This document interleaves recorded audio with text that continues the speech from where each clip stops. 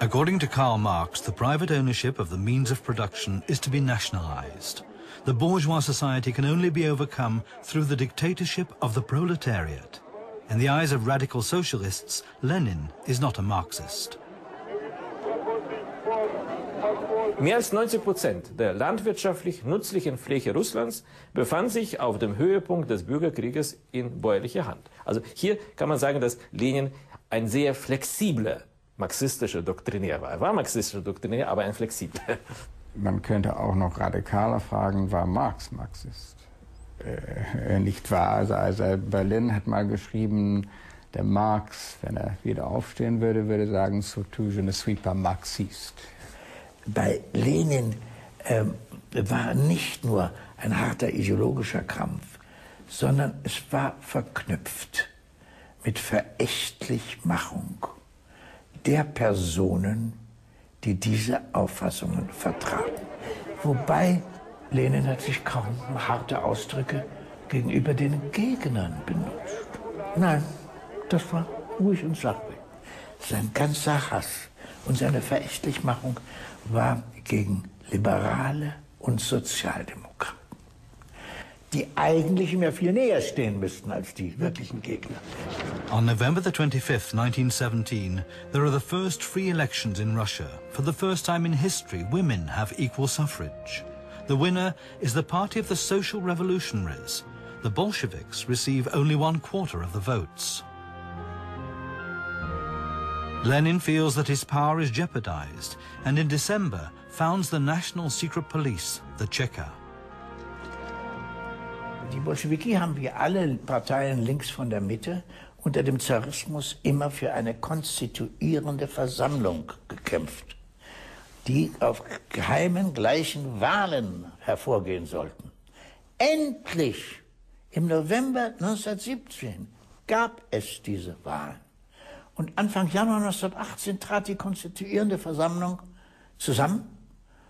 Und da stellte sich heraus, in der konstituierenden Versammlung waren 70% eine Bauernpartei. When the delegates of the Constitutional Assembly vote in their first meeting on January the 18th, 1918, against all power being transferred to the Soviets, Lenin leaves the room. It was the last meeting the Bolsheviks allowed. Und da haben, auf Anweisung Lenins wurde dann das besetzt und gesprengt. The next day, Lenin has the gates locked and the delegates arrested. This marks the end of democracy in Russia after just one day. Nach der gewaltsamen Zerschlagung der verfassungsgebenden Versammlung haben sich die Bolschewiki vom demokratischen Prinzip, vom Prinzip der Anpassung an den Willen der Bevölkerungsmehrheit verabschiedet. Und das bedeutete, dass sie nur mit Hilfe der Gewalt und der Diktatur jetzt über diese Mehrheit, die sie ablehnte, regieren konnten. At Lubyanka Square in Moscow's center, the Cheka sets up shop. The first chief of secret police of the Soviet regime is Felix Dzerzhinsky, a confidant of Lenin. Under Dzerzhinsky's direction, the Cheka becomes the most important instrument for maintaining power. Cheka, also eine Geheimpolizei, die nicht die Gegner der Revolution nur bekämpfte, sondern am meisten Menschewiki und Sozialrevolutionäre, also Anhänger der Revolution, die aber keine Bolschewiki waren. Lenin war für keine Ruinierung der Rechtsordnung. Er sagte, die sozialistische Demokratie ist bürgerliche Demokratie ohne Bourgeoisie.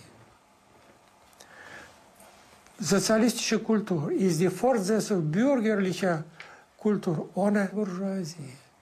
Und. Sozialistischer Staat ist Fortsetzung des bürgerlichen Staates ohne Bourgeoisie, ohne Ausbeutung und. Lenin und Dzerzhinsky hatten einen gewaltigen Staatsapparat zu ihrer Verfügung, um die sogenannte Unvernunft der Massen zu bekämpfen. The prisons from Tsarist times were not enough to hold all the prisoners captured by the Cheka. Only 3 months after the October Revolution, dissidents are sent to forced labor camps, making relatives as well as perpetrators culpable.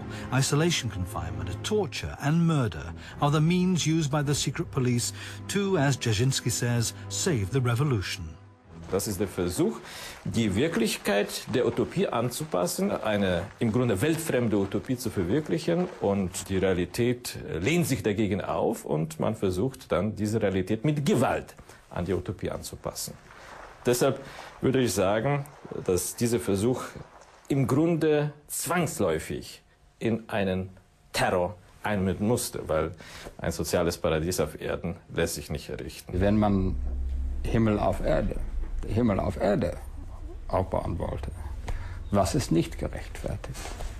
Ein bisschen Terror hier und da, wenn am Ende dann der Himmel rauskommt.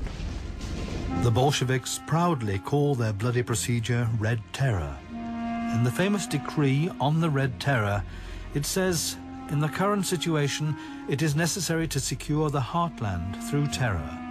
To protect the Soviet Republic from class enemies, they will be isolated in concentration camps.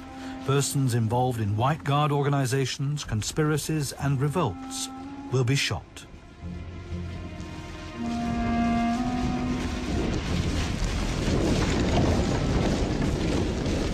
Dass man das jetzt verherrlicht hat, dass man sagte, dieser rote Terror wird benötigt, das braucht man nicht. Ich denke, das ist einerseits ein Überrest des Denkens vom Ersten Weltkrieg und andererseits dieser Vorstellung, wir können eine bessere Ordnung nur mit Gewalt durchsetzen.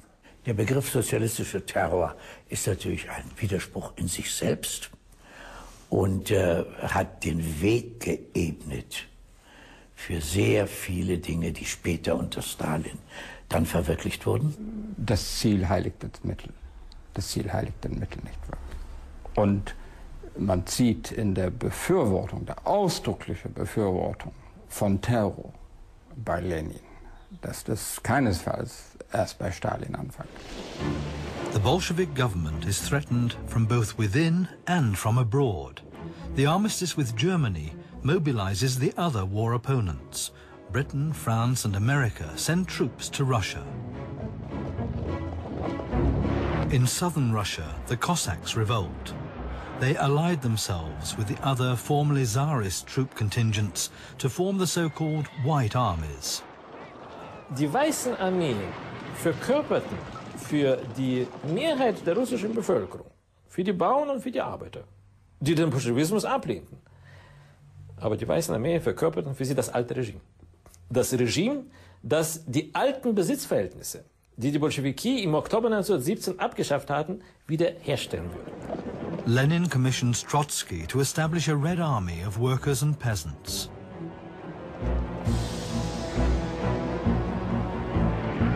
Bloody conflict rages all over the country.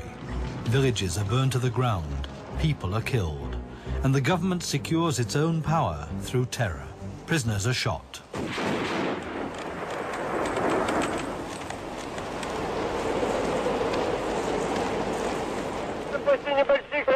Lenin calls for the Red Army to resist.